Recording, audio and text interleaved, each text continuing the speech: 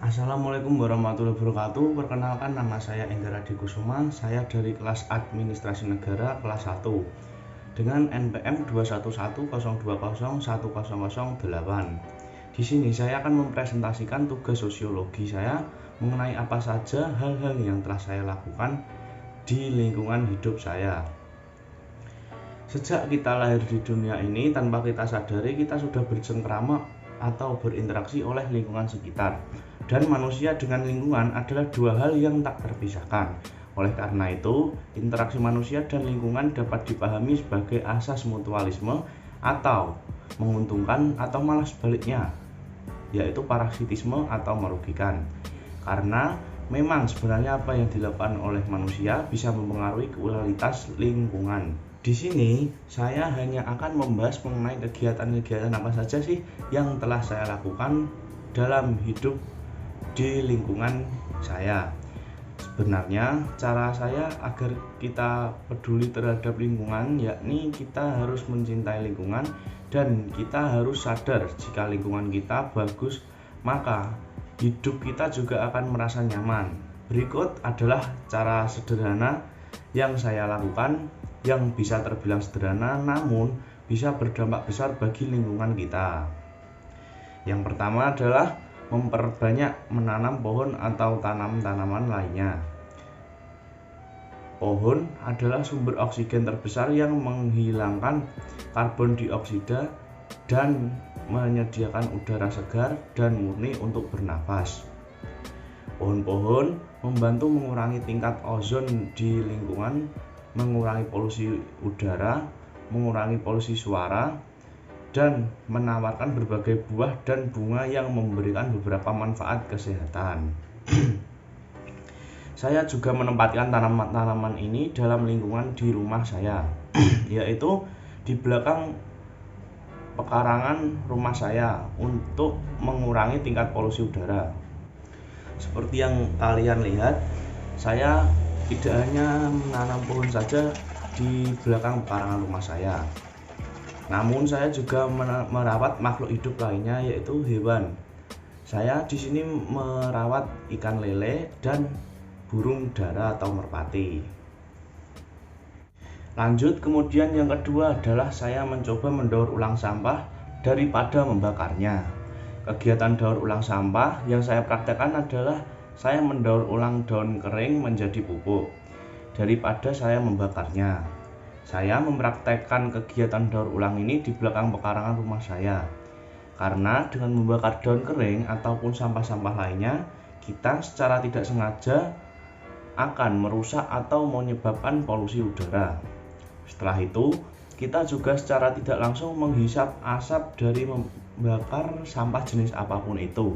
Tidak hanya daun saja, melainkan seperti plastik, kayu, kertas maupun kaca, dan banyak lagi lainnya. Jenis-jenis sampah yang saya sebutkan tadi juga melepaskan banyak polutan beracun, misalnya karbon monoksida, formaldehida, arsenik, dioksin, dan lain-lain.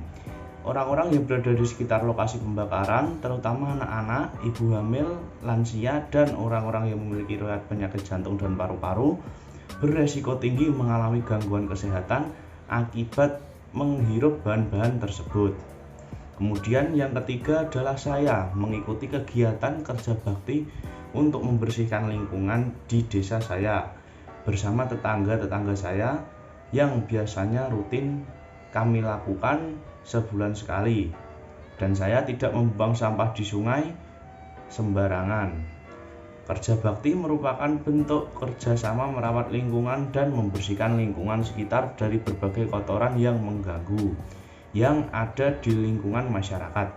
Kegiatan ini biasanya dilakukan bersama-sama bertujuan agar pekerjaan berat dapat selesai dengan cepat. Tujuan dari kegiatan kerja bakti sendiri adalah untuk menjaga agar lingkungan tetap bersih dan menjaga kelestarian lingkungan serta sumber daya alam yang ada. Adapun kegiatan yang biasanya saya lakukan yakni membersihkan got agar tidak mampet, kemudian menyiangi ilalang yang tumbuh di pinggir jalan agar jalan terlihat bersih dan lain sebagainya. Membuang sampah di sungai dapat mengakibatkan aliran air yang ada di sungai menjadi terhambat, menjadi tersendat, aliran air tidak lancar, dan inilah yang menjadi salah satu pemicu timbulnya banjir. Kegiatan yang keempat adalah saya mencoba mengurangi penggunaan kertas. Salah satu contoh kegiatan yang saya lakukan ini adalah misalnya dengan kuliah. Di perkuliahan hampir semua tugas sekarang menggunakan dunia digital, sehingga dapat mengurangi penggunaan kertas. Berbanding terbalik dengan waktu saya SMA yang tugasnya terus-menerus melibatkan kertas. Menghemat penggunaan kertas adalah salah satu contoh langkah yang bisa dilakukan untuk menjaga lingkungan.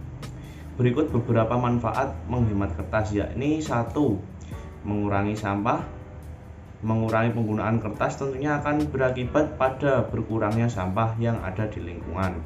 Walau sampah kertas dapat diurai dengan mudah dan bisa didaur ulang, tentu memerlukan energi dan biaya lebih untuk melakukan pengolahan tersebut. Kemudian yang kedua adalah mengurangi penebangan pohon. Teman-teman tentu tahu bahwa kertas dibuat dari kayu yang diolah sedemikian rupa. Kayu-kayu itu sendiri tentu didapat dengan melakukan penebangan pohon. Untuk membuat 1 ton kertas akan dibutuhkan 13 pohon besar. Karena itu semakin banyak penggunaan kertas akan ada banyak pohon yang akan ditebang.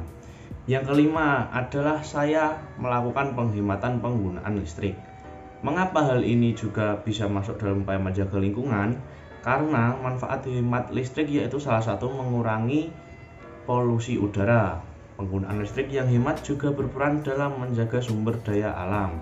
Listrik harus dihemat karena secara umum pembangkit listrik berasal dari bahan bakar fosil yang didapat dengan tidak mudah, yaitu persediaannya terbatas dan membutuhkan waktu lama karena termasuk sumber energi yang tidak dapat diperbarui.